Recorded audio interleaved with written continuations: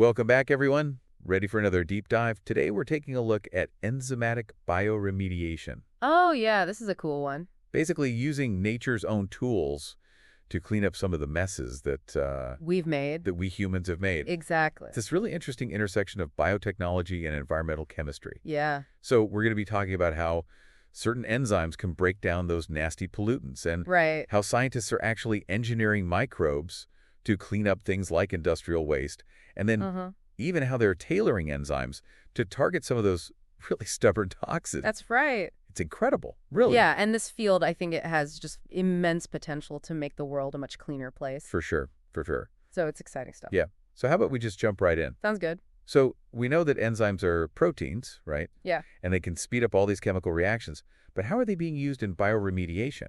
Well, so many naturally occurring enzymes can actually already break down lots of harmful organic pollutants. Really? It's really fascinating. It's like nature has this built-in way of recycling and keeping everything balanced. And I think that's what's so cool about this whole approach is that it offers this really potentially powerful alternative to like the harsh chemical treatments that we often rely on. Yeah. So instead of using those like strong chemicals, we could just enlist all of these tiny little biological helpers. Exactly. I love that. Yeah, it's pretty neat. Yeah. But I'm curious, are we limited to just like what occurs naturally? Like what about those engineered microbes that you mentioned before? Well, that's where it gets really interesting. Okay. Scientists are now able to manipulate the genes of microbes to kind of enhance their natural cleaning abilities. Wow. So, for example, they've engineered bacteria that can break down pesticides, which, as you know, are a major source of contamination in agriculture. Oh, for sure. Um, So it's like we're giving these microbes like a super boost, turning them into super cleaners. yeah, exactly. You got it. I love it. Now, are they used in other industries besides agriculture? Absolutely. You see them a lot in wastewater treatment plants to break down things like textile dyes or industrial waste. Oh, wow. Imagine a future where our factories produce way less pollution because we have these microbes just working behind the scenes, cleaning up as you go. That's amazing. Sign me up for that future. Yeah, me too. Okay, so you mentioned something before called tailored enzymes. What are those exactly, and how are they different from the naturally occurring ones? Yeah, so tailored enzymes are a newer development in the field. And what researchers are doing is they're essentially designing enzymes that can target very specific environmental toxins, even those that are known to be really difficult to break down. Okay. So think of it as creating a custom design enzyme for each type of pollution we're dealing with. So instead of like a one-size-fits-all approach, it's more like a specialized tool for each job. Exactly. And this is especially exciting when we're thinking about tackling those pollutants that are really persistent and don't degrade easily in the environment. Right. Things like PCBs, which were used extensively in electrical equipment Yeah. and have lingered in the environment for decades. And, they pose a serious threat to both human health and ecosystems. Yeah, that's a scary thought. It is. So these tailored enzymes could potentially be the key to cleaning up some of those pollutants that have been plaguing us for so long? Yeah, they hold tremendous promise for tackling those tough challenges. And it's not just about cleaning up the messes of the past. Mhm. It's also about preventing future pollution by designing products and processes that are inherently more biodegradable right from the start. Okay, so like designing things that are naturally easier to break down? Exactly. That would be incredible. It would be a game changer, for sure. Okay, let's go back to oil spills for a sec. Okay. I've always heard about microbes that can like eat oil. Is that really a thing? It is. There are this certain types of bacteria and fungi that naturally produce enzymes that can actually break down those petroleum hydrocarbons, which are the main components of crude oil. Wow. So just to be clear, we're talking about enzymes like lactases and peroxidases. You got it. Those are the oil-eating enzymes, if you will. I love it. They break down those complex hydrocarbons into simpler and less harmful substances. So it's a natural process, but we can actually enhance it through something called bioaugmentation. Yeah, exactly. Now, what is bioaugmentation? It basically means we're introducing these specialized oil-eating microbes to the contaminated environments to kind of accelerate the biodegradation process. So we're giving nature a helping hand by Exactly. providing those helpful microbes. It's it. It's a targeted approach to cleaning up those oil spills and reducing their environmental impact. What about all those landfills overflowing with plastic? Right. Can enzymatic bioremediation help us with that problem too? Well, that's a huge challenge, and scientists are exploring all sorts of different approaches using bioremediation. Okay. And one really exciting area is the development of biodegradable plastics that can be broken down by enzymes, Oh, interesting. unlike traditional plastics that just linger for centuries. So we're talking about plastics that can essentially decompose naturally. Yeah, pretty much. And these biodegradable plastics are starting to appear in things like packaging materials or disposable cutlery, even medical implants. Wow. And they're designed to be broken down by enzymes that are found in nature so they don't accumulate in landfills or the environment. This sounds like a win-win for both reducing waste and protecting our planet. It really does. But are there any limitations or maybe downsides to using this enzymatic bioremediation? Well, I mean, there are always challenges when you're working with living organisms. Yeah. One key factor is making sure that those introduced microbes survive and thrive in those contaminated environments. Oh, right. Because they need the right conditions, like the right temperature, the right pH, the right nutrients to do their job effectively. So it's not just like dumping a bunch of microbes into a polluted area and crossing your fingers. No, not quite.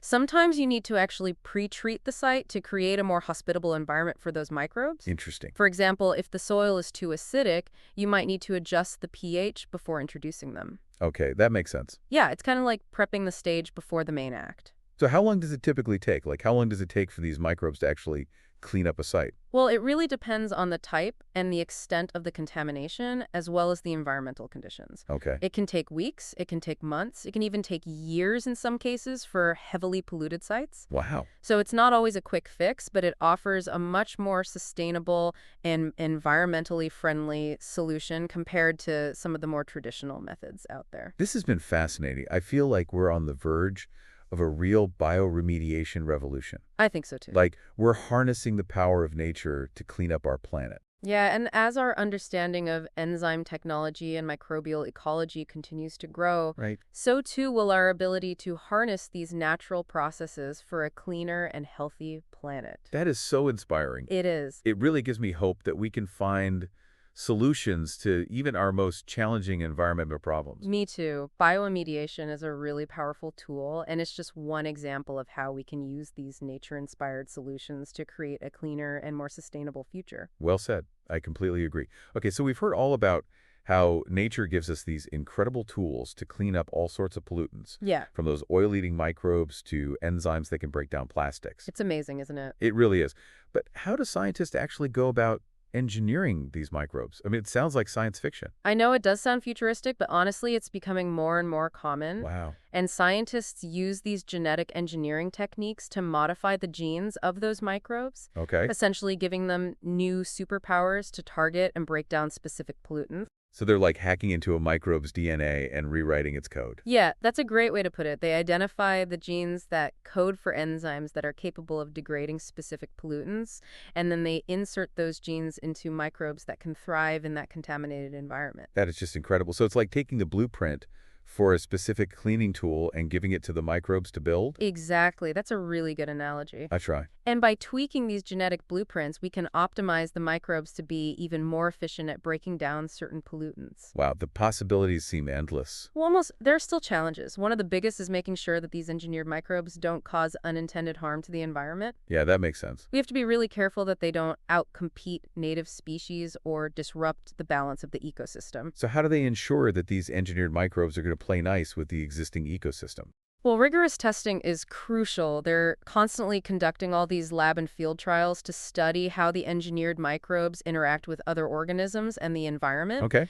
And they also build in safeguards like making the microbes dependent on specific nutrients that are only found at the contaminated site. Okay. So that limits their spread. It's like putting them on a leash so they don't run wild. Exactly. It's all about minimizing the risks while maximizing the benefits. Right. Let's talk about those tailored enzymes again for a minute. For sure. What are some of the exciting advancements happening in that area? One promising area is the development of enzymes that can break down polychlorinated biphenyls, or PCBs. Yeah, PCBs, I remember you said that they were used extensively in electrical equipment, but were banned because of their harmful effects. That's right. They can persist in the environment for a really long time, and they accumulate in the food chain, posing a serious threat to human health. Scary stuff. Yeah, it is. And that's where these tailored enzymes come in. Scientists are engineering enzymes that are specifically designed to target the chemical bonds in PCBs and break them down into less harmful substances. So they're designing a key to fit the lock of those pollutants. Exactly. And by tailoring the enzyme to that specific pollutant, we can increase its efficiency and reduce the chances that it will affect other molecules in the environment. So it's a much more targeted and precise approach to remediation. Right. Are there any other persistent pollutants that they're developing tailored enzymes for? Yeah, researchers are exploring tailored enzymes for a whole range of persistent pollutants, including pesticides, pharmaceuticals, and even microplastics. Microplastics, like those tiny bits of plastic that are showing up everywhere. The very same. They've become a major concern because they're so pervasive and they can be ingested by marine life and potentially work their way up the food chain. So we could potentially engineer enzymes to break down those tiny plastic particles. That's the hope. It's still early stages, but researchers are identifying enzymes found in bacteria and fungi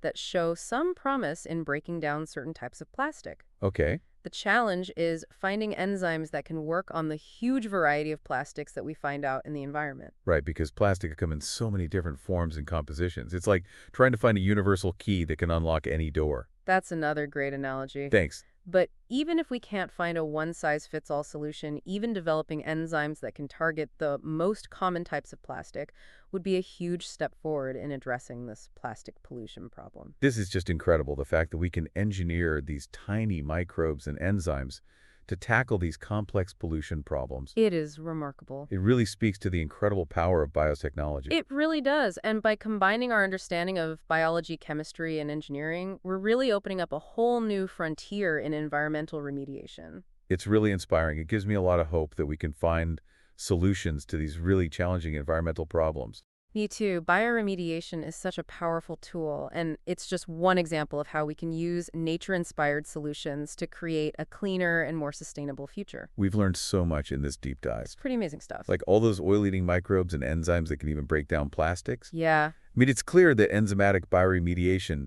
has this huge potential to clean up the planet. definitely. But I wonder, can we go beyond just like cleaning up the messes that are already there?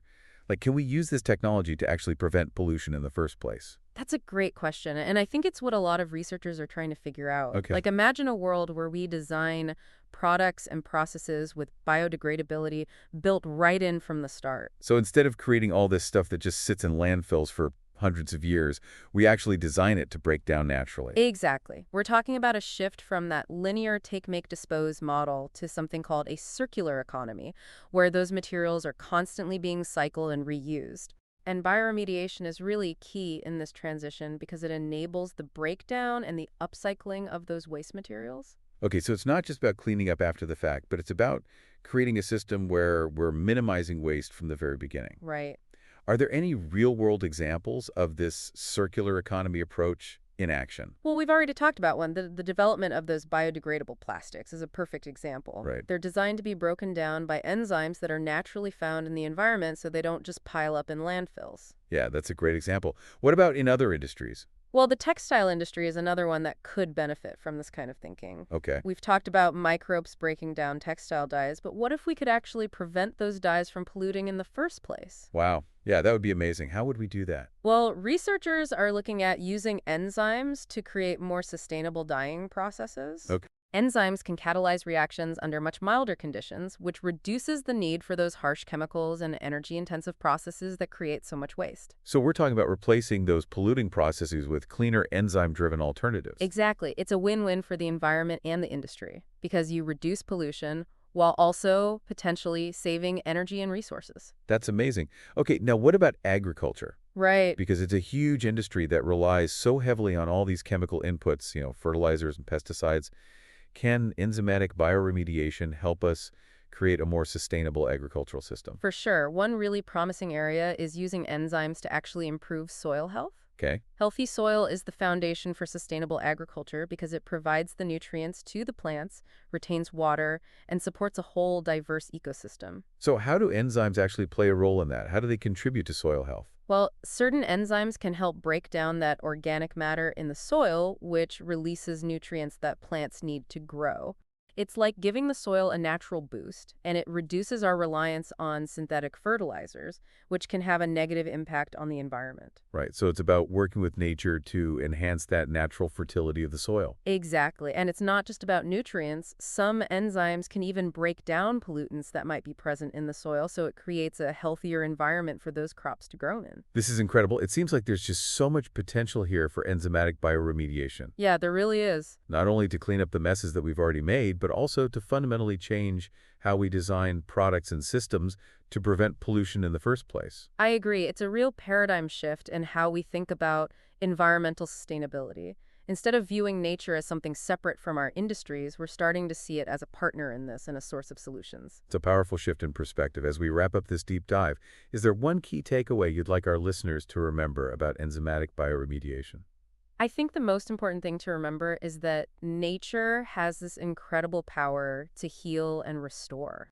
Hmm. By understanding and harnessing the power of those enzymes and microbes, we can unlock these innovative and sustainable solutions to so many of the environmental challenges we face. I love that. It's a story of hope, innovation, and our relationship with the natural world. Exactly. It's been a pleasure exploring this with you today. Thank you so much for joining us on this deep dive into the fascinating world of enzymatic bioremediation. You're welcome. And thank you to all of our listeners for tuning in. We hope you learned something new about nature's incredible cleanup crew.